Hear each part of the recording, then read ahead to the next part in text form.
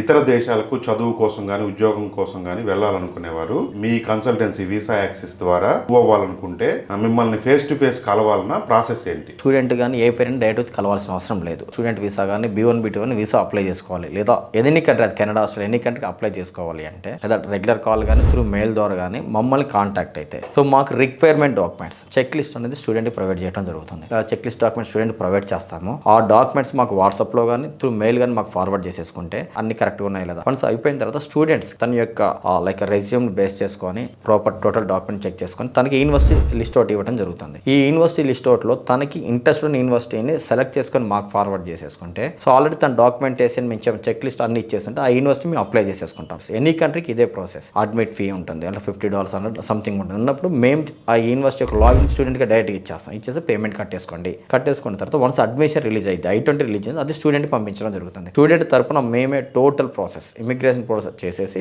So నీకు visa interview date ఉంది, visa interview టైంలో సో బిఫోర్ మేము ఒక 20 days నుంచి మా ఎక్స్పర్ట్స్ ఎవరైతే ఉన్నారో వాళ్ళు స్టూడెంట్ కాల్ చేయడం, what they asking to questions and everything question answer 20 days before నుంచి కంప్లీట్ గైడెన్స్ మా అండర్లో ఉంటాడు స్టూడెంట్. ఇక్కడ కూడా మమ్మల్ని ఫేస్ టు ఫేస్ కావాల్సిన అవసరం లేదు. Through or call or WhatsApp or mail ద్వారా మాకు లింక్ అప్ అయి ఉంటే చాలు, మాకు అందుబాటులో ఉంటే సరిపోతుంది. వాళ్ళ వెళ్ళటానికి కావాల్సిన ప్రాసెస్ మొత్తం with included education loans, admissions అన్ని కూడా మేము త్రూ మాకు ఫోన్ కాంటాక్ట్లో మొత్తం కంప్లీట్ అయిపోతుంది.